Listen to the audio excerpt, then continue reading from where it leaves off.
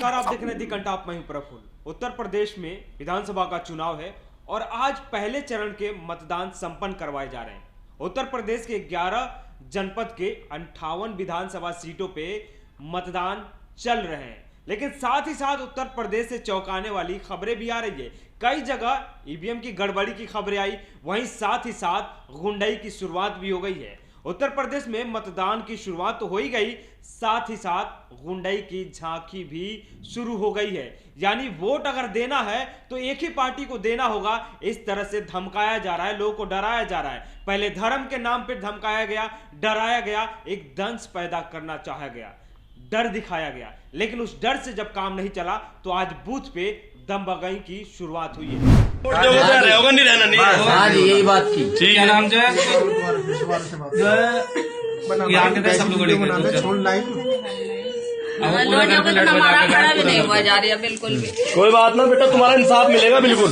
हाजी uncle के हाजी uncle के कुछ लड़के भी आए हुए हैं। भाई उनके लड़के हैं, उनके लड़के उनके। हाँ मैटर ज्यादा लंबा छोड़ा है।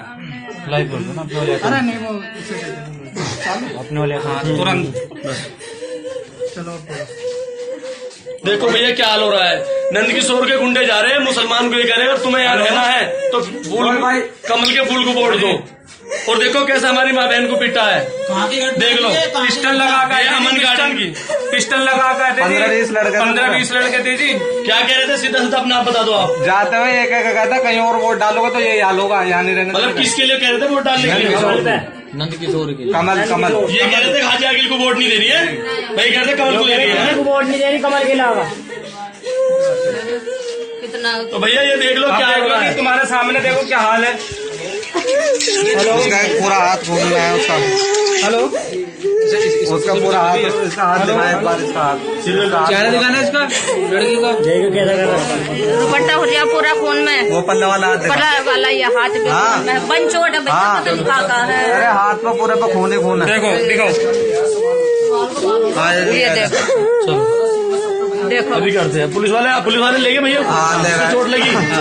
वीडियो में आपने सुना कि इसमें भाजपा प्रत्याशी नंदकिशोर गुर्जर का नाम लिया जा रहा है। यानी लोनी विधानसभा का यह वीडियो है जहां पे एक महिला के साथ मारपीट की गई है, उसको मारा गया है। उसके जख्मों को आप देखिए, आपको हम दिखा रहे हैं स्क्रीन पे। उसके बाजू पे चोट लगे हैं, उसके चेहरे पे निशान है। यानी उसके साथ कुछ लोग मारपीट करते हैं, उसको डराते हैं, धमकाते हैं। और यह कहा जाता है उस महिला के अनुसार कि अगर आपको वोट देना है तो किसी और को नहीं बल्कि कमल के फूल पे ही बटन दबाना है।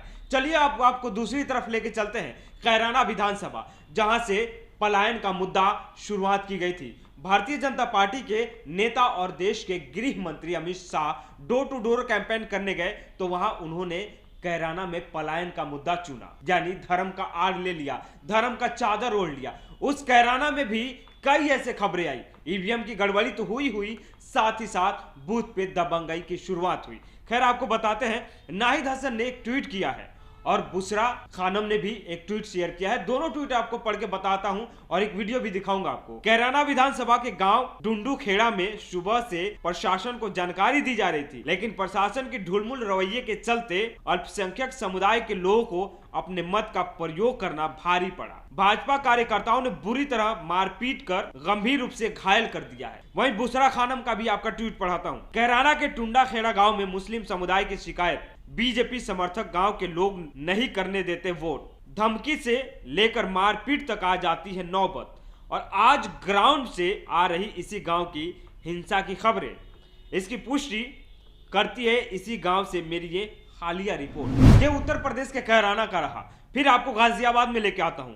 गाजियाबाद में कविश अजीज नाम के ट्विटर आईडी से लिखा जाता है कि उत्तर प्रदेश के गाजियाबाद में 71 साल की नसीम जब वोट डालने बूथ पर पहुंची तो उन्हें पता चला कि वोट पहले ही पड़ चुका है। यानी सोचिए, मतदाता, मतदान करने वाला व्यक्ति घर पे है, महिला घर पे है, लेकिन उसके नाम का पर्चा फट चुका है, वोट डल चुके हैं। ये उत्तर प्रदेश की कहानी बता रहा हूं आपको। अब चलिए इस पे उत्तर प्रदेश में समाजवादी पार्टी से लेकर लगातार जयंत चौधरी हो या विपक्ष के अन्य दल के नेता हो वो शिकायत दर्ज करा रहे थे, लेकिन चुनाव आयोग एकदम चैन की नींद सो रहा है, क्योंकि तगड़ी तैयारी की गई है। ईवीएम में कोई गड़बड़ी नहीं होनी थी, लेकिन हो रही है। अब क्यों हो रही है ये जांच का विषय है। खैर, इस पे समाजवादी पार्टी के नेता अरविंद कुमार सिंह ने शिकायत दर्ज किया है। उन्होंने निर्वाचन आयोग को एक पत्र लिखा है और जनपद में हो रहे तमाम घटनाओं के बारे में जानकारी दी है।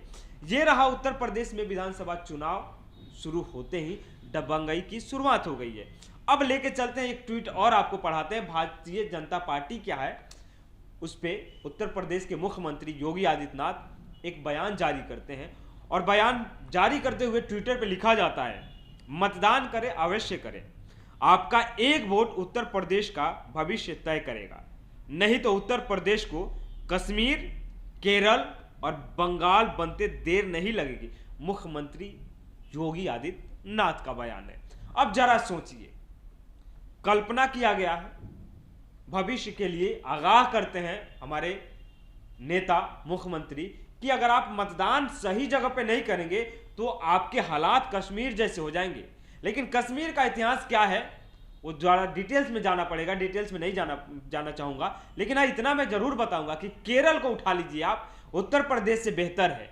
कश्मीर को उठा लीजिए आप, उत्तर प्रदेश से बेहतर है। प्रति व्यक्ति आय की भी बात करूं तो उत्तर प्रदेश से 2 गुने, 3 गुने, 7 गुने ज्यादा है। ये उत्तर प्रदेश और केरल, कश्मीर, बंगाल कहां ठहरता है आप देखिए। अब दूसरी खबर आपको बताता हूं कि इससे पहले इसी उत्तर प्रदेश में पंचायत चुनाव हुए थे और पंचायत चुनाव में भारतीय जनता पार्टी का जो असली चेहरा था वह सामने आ गया था। चुनाव में, पंचायत चुनाव में, प्रमुख के चुनाव में भारतीय जनता पार्टी के कार्यकर्ता किस तरीके से उद्यम मचाए थे, आपने वो वीडियो देखा था।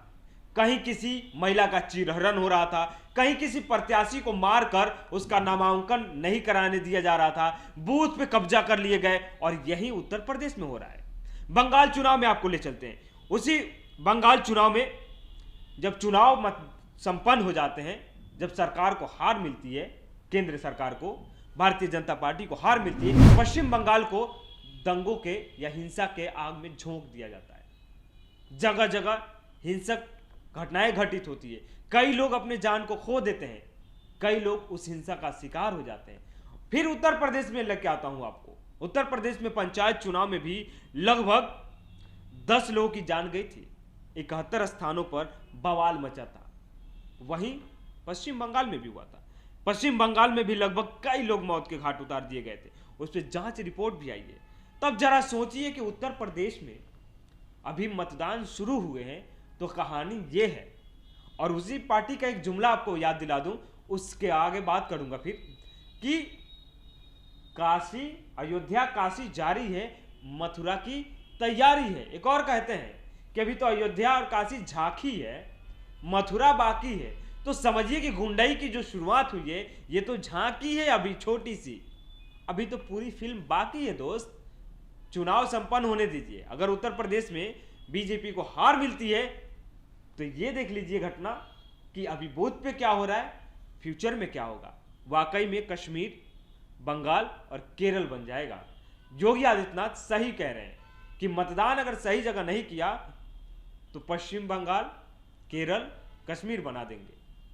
अब सोचिए उत्तर प्रदेश को किसके हाथों में आप सौंपेंगे, किसके हाथ में उत्तर प्रदेश का भाग्य होगा। एक तरफ जो सरकारें कह रही है कि यहां से दबंगई खत्म है, गुंडे पनाह मांग लिए हैं और कानून राज्य है, कानून व्यवस्था चकाचौंध है, उसके बाद भी बूथ पे कब्जा कर लिए जा रहे हैं, लोगों को धमकाया जा रहा है, डराया जा रहा है, अल्पसंख्यक समुदाय के लोगों को वोटिंग नहीं करने दिया जा रहा है। तो कौन सा प्रदेश है, कौन सी कानून व्यवस्था है और कानून व्यवस्था की परिभाषा क्या है। खैर सोचिएगा आप, मतदान आपका है और मतदान आप करेंगे क्योंकि मत का दान है, आपका संवैधानिक अधिकार है।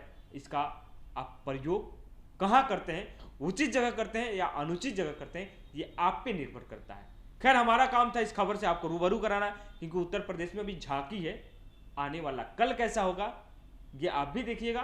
तब तक आप लोग बने रहिए। उत्तर प्रदेश में जो भी होगा, चुनाव से लेकर या उत्तर प्रदेश की सियासत में उतार चढ़ाव जो आ रहे हैं, सबसे आपको बाखबर करते रहेंगे। हमारे साथ बने रहिए। अगर अभी तक आप हमारे चैनल को सब्सक्राइब नहीं किया तो सब्सक्राइब कीजिए। यूट्यूब पे देख रहे हैं तो बेल आइकन दबाइएगा, अगर फेसबुक पे देख रहे हैं तो फॉलो जरूर कीजिए।